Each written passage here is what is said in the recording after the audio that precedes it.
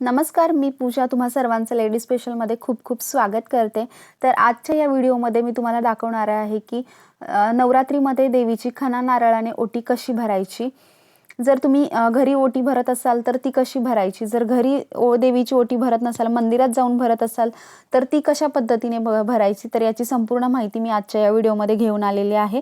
तर याच अगोदर मी घटस्थापना कशी करायची आणि नवरात्रीमध्ये दुर्गा सप्तशतीचे पाठ कसे करायचे, अखंड दिवा कसा लावायचे याची बद्दलची माहिती असणारे व्हिडिओज चॅनलवरती शेअर केलेले आहेत। जर तुम्ही अजूनही पाहिले नसतील तर नक्की पहा।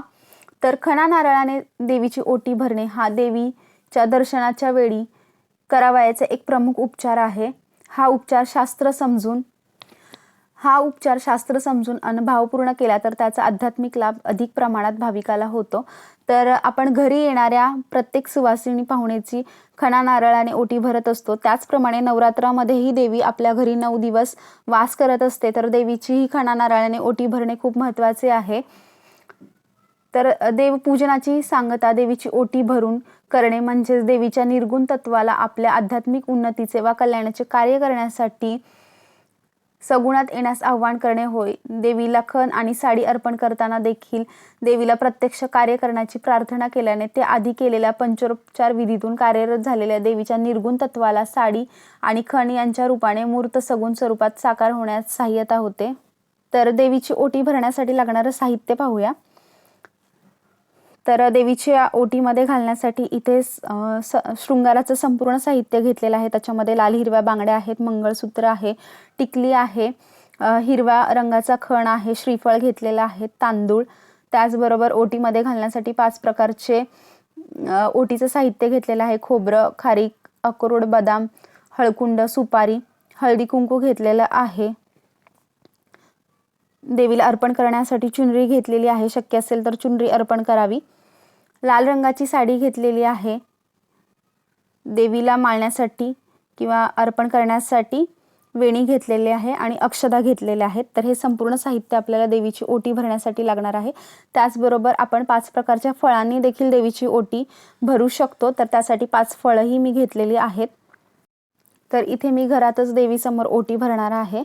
तर पहिल्यांदा देवीला हळदी कुंकू लावून घ्यायचं आहे, अक्षदा व्हायच्या आहेत आणि फूल व्हायचं आहे आणि देवीला साडी अर्पण करायची आहे। जर आपण जी देवीला साडी अर्पण करणार आहोत ती साडी सुती किंवा रेशमी असावी, कारण देवतेकडून येणाऱ्या सात्विक लहरी ग्रहण करण्याची आणि धरून ठेवण्याची क्षमता इतर धाग्यांच्या तुलनेत या धाग्यांमध्ये अधिक असते। तर देवीला अर्पण करायची जी साडी आहे ती लाल रंगाची किंवा हिरव्या रंगाची असावी, काळा किंवा निळ्या रंगाची साडी नसावी शक्यतो।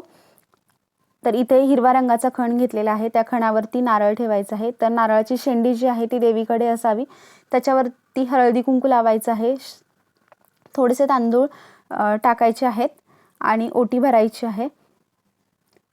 तर अशाच प्रकारे आपण 5चे ओटीचं साहित्य घेतलेलं आहे। खोबरं, हळकुंड, सुपारी, अक्रोड, बदाम आणि त्याच्यासोबत तांदूळ असे एक एक घेऊन 5 वेळा आपल्याला देवीची ओटी भरायची आहे।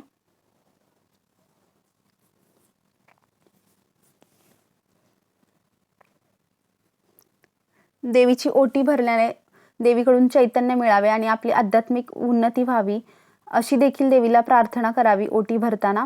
त्यामुळे देवीत्व जागृत होण्यास सहाय्यता होते। शृंगाराचं संपूर्ण साहित्य अर्पण करायचे, लाल हिरव्या बांगड्या, मंगळसूत्र, टिकली, गंध, वेणी,